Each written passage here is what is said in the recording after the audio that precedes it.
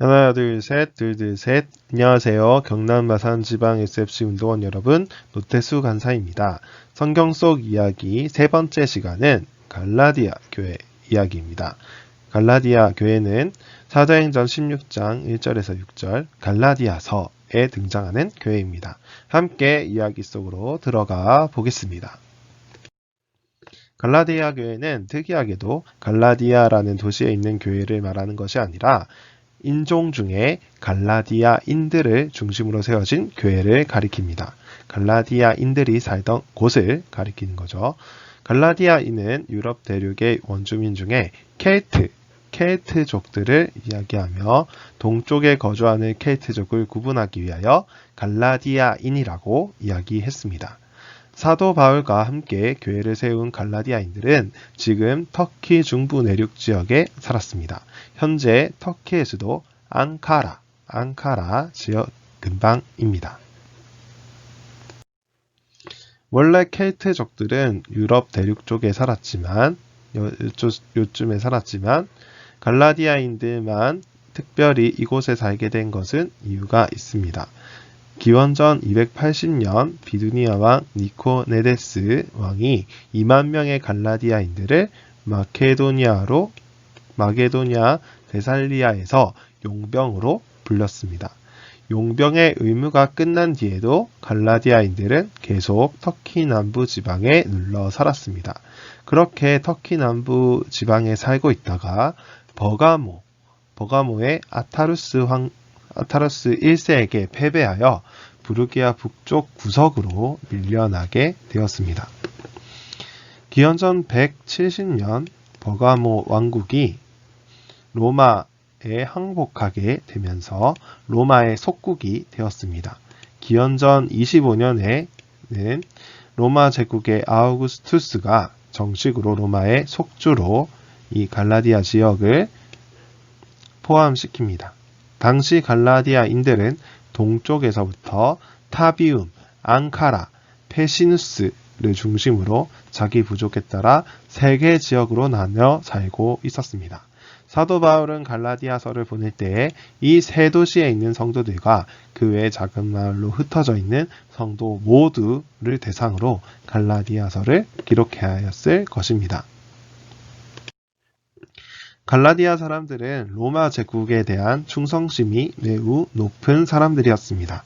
갈라디아인들의 도시 앙키라에는 아우구스투스를 위한 신전이 있었는데 말 그대로 로마 초대 황제인 아우구스투스를 신으로 숭배하던 곳이었습니다.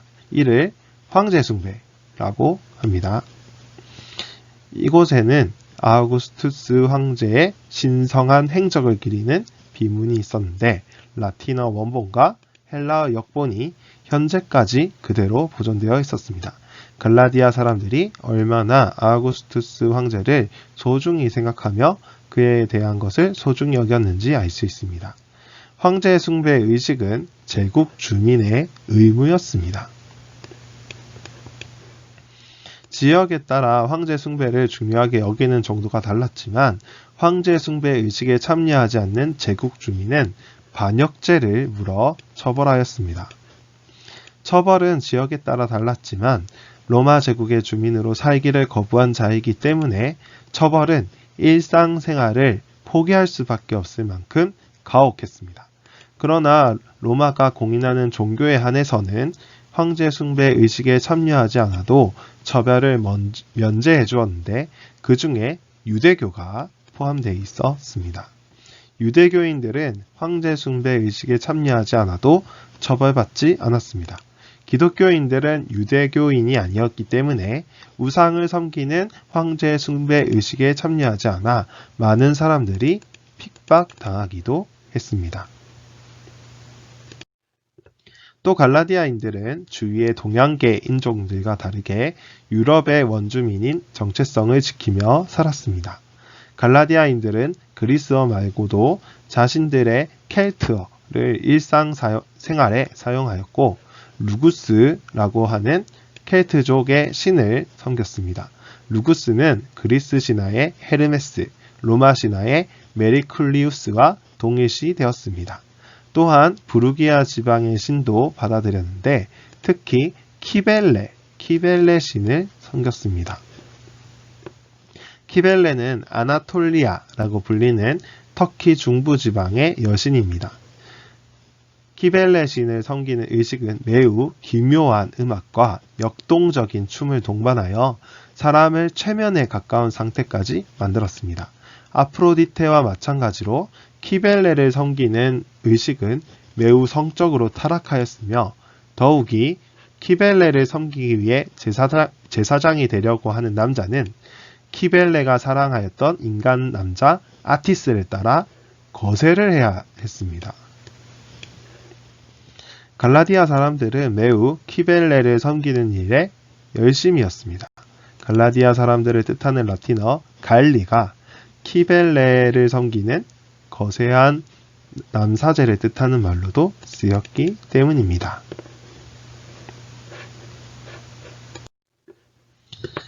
갈라디아 사람들의 일방적인 특징은 앞에서 종교적인 부분을 이야기할 때도 알아보았지만 감정적이며 열정적이어서 새로운 것들을 잘 받아들였습니다. 갈라디아 사람들은 항상 자기 지역을 지나가는 사람들을 붙잡고 새로운 소식을 듣기 좋아했습니다.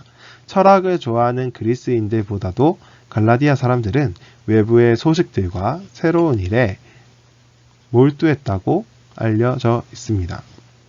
그것이 종교일 경우에는 다른 일을 다 제쳐놓고 몰두하였다고 합니다. 갈라디아 사람들이 어떤 철학자를 본다면 자석에 철이 달라붙듯이 철학자의 외투에 달라붙어서 그의 말을 듣는 것을 즐겼다고 합니다. 그만큼 갈라디아 사람들은 새로운 것을 쫓기를 좋아했습니다. 그러나 갈라디아 사람들이 새로운 것을 좋아하는 것만큼 변덕스럽고 불안정한 특징들을 가지고 있었습니다. 이런 갈라디아 사람들의 특징이 복음을 듣고 교회를 세워나가는 데도 영향을 많이 끼쳤습니다. 갈라디아 사람들이 살던 지역에 교회가 세워지게 된 것은 사도 바울이 2차 전도 여행 때입니다. 사도 바울은 2차 전도 여행 때 안디옥 교회를 출발하여 1차 전도 여행 때 터키 남부 비시디아 속주에 속했던 교회들을 돌아보고 아시아 속주로 가려고 했습니다. 그런데 하지만 성령 하나님께서 아시아 속주로 가는 길을 막으셔가지고 부르기아와 갈라디아 지방을 가게 되었습니다. 그때 갈라디아 교회가 세워지게 되었습니다. 갈라디아 교회는 주로 이방인들로 구성되어 있었습니다. 갈라디아인들이 살던 곳에는 유대인들이 거의 살지 않았다고 합니다. 갈라디아 사람들이 살던 곳은 지중해와 떨어진 내륙 지방이기도 하고 높은 산악 지방이었기 때문에 지중해 연안의 도시보다는 도시가 크게 발달하지 못했고 다양한 사람이 모이지는 못했습니다. 갈라디아 교회가 이방인으로 구성되어 있었지만 대부분 비슷한 성향의 갈라디아 사람들로 이루어졌다고 볼 수 있습니다. 사도 바울은 2차 전도여행이 끝나고 다시 3차 전도여행을 떠날 때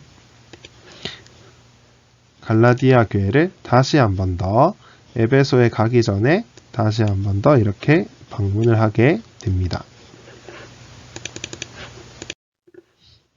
갈라디아 사람들은 복음을 잘 받아들였습니다. 복음을 잘 받아들였다는 것은 새로운 것에 쉽게 관심을 가지며 종교에 대한 열정이 가득 품은 갈라디아 사람들에게 매우 쉬운 일이었기 때문입니다. 그런데 사도 바울이 성령 하나님의 부르심에 따라 아시아 속주로 떠나 에베소에서 사역을 하고 있을 때 갈라디아 사람들은 다른 복음을 받아들이게 됩니다. 이 일이 사도 바울에게 알려지자 사도 바울은 이것을 이상하게 여긴다고 이야기할 정도로 갈라디아 사람들은 사도 바울이 처음 전했던 복음과 전혀 다른 것을 믿고 복음이라 생각하고 따르고 있었습니다. 사도 바울이 갈라디아 교회를 떠난 뒤 거짓 교사들이 갈라디아 교회에 들어와 성도들의 마음을 빼앗았고 다른 복음을 받아들이도록 했습니다. 거짓 교사들은 예루살렘에 있던 사도 바울이 관계가 없다고 주장했습니다. 거짓 교사들은 예루살렘의 12사도와 바울 사도와의 관계를 부정하면서 예루살렘에서 온 자기들이 전하는 것이 진리라고 주장하였습니다. 거짓 교사들이 주장하는 것은 진정으로 구원받은 자, 즉 아브라함의 자손이 되려면 그리스도를 믿는 것뿐만 아니라 육체적으로 아브라함의 자손인 것을 증명해야 한다는 것이었습니다. 그래서 아브라함의 자손인 유대인들이 지키는 율법을 잘 지켜야 한다고 얘기했습니다. 할례를 꼭 받아야 되고, 그리고 절기들을 지켜야 된다. 절기를 지켜서 자신이 아브라함의 자손인 것을, 아브라함의 아들인 것을 증명해야 된다.